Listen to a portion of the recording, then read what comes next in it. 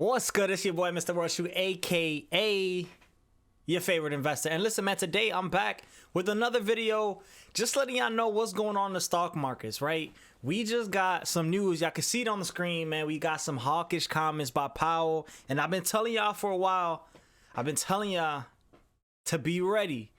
So in this video, we finally got some comments, and we got a lot of big data this week. But before we get into it, man, let's run the intro.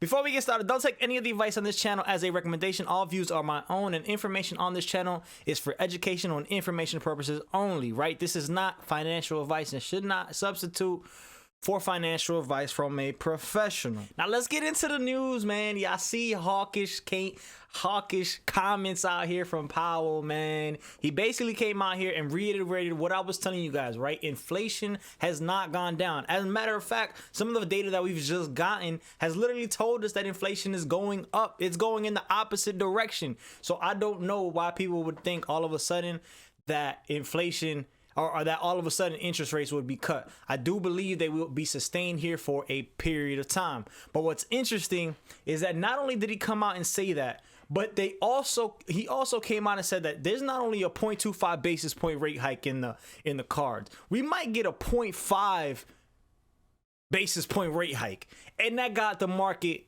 complete. Like, the markets just flipped out after that, right? We heard that, and I ain't gonna lie, man, I even started playing bearish. So I actually ended up closing out of some of my winning positions, just because I was like, man, I don't want to see a winner go sour, and I don't really know what's gonna happen, right? We still have Powell talking over to the House of Representatives tomorrow. He testified in front of the Senate today, so you know, we still have some more comments that are gonna come basically from the guy himself that is at the head of the you know, he's the chairman of this joint. So we waiting on that, man. And like I said, I've been telling you guys to be ready. For all of my day traders out there, make sure you have a plan, make sure you understand what's going on. This is serious, man. The 2-year yield is sharply higher, is rising 12 basis points to 5.02%, and right now it's top 5% for the first time since 2007.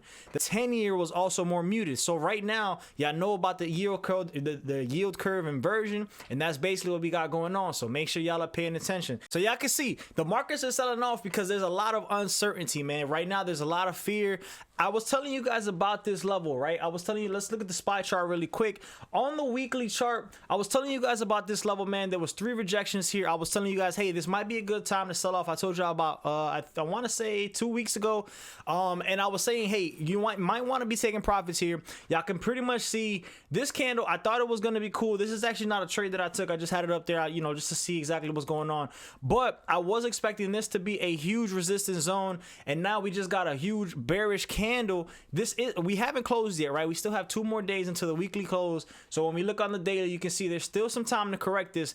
But this rejection candle right here was pretty wicked, and the way that we moved today was not how I was expecting it to go. So right now we've had 2 back-to-back days where the market has pretty much been in sell-off mode, right? We know that we've got big data coming up, so there's a lot of big money that's moving very defensively, possibly holding some cash to get some better positions in some plays. What's funny about the way that this market closed today was that literally every single sector, check this out, every single sector, y'all can see XLE was down, XLV down, SPY, the QQQ. What else we got, man? We got the IEFA, which is an international fund that I like to look at.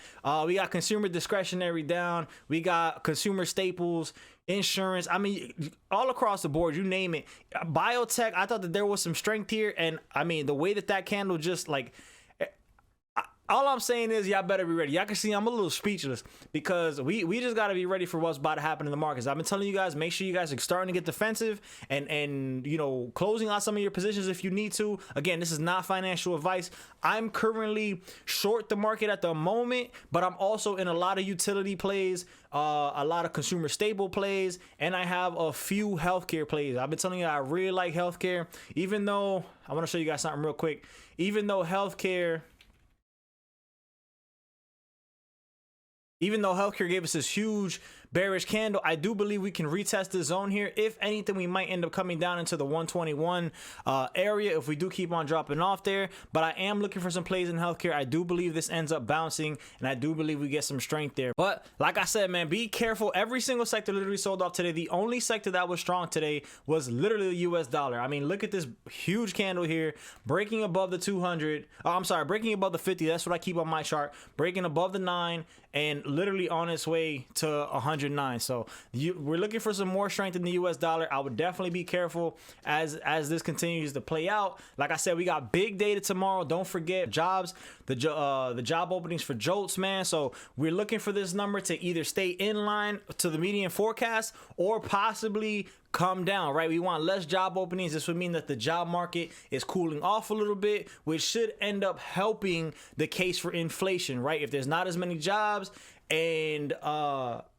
there's not as much demand for things, the price of things have to come down, and that's basically what the Fed is trying to do to get these rates to get this inflation under control, right? Power has continued to say this. They literally only have one tool, and that's interest. If they want demand to go down, they need to increase interest. If they want demand to go up, they need to decrease interest rates. So just keep that in mind, y'all. Make sure y'all are paying attention this week. Make sure y'all subscribe to the channel, man, so y'all don't miss any of this fire content. I'm going to keep on bringing it out for y'all, man.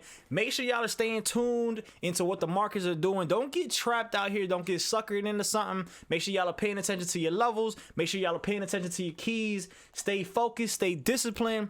And yo, y'all already know. It's your boy, Mr. World Shoe. Don't do nothing I want to do. I'm going to catch y'all on the next one. Peace.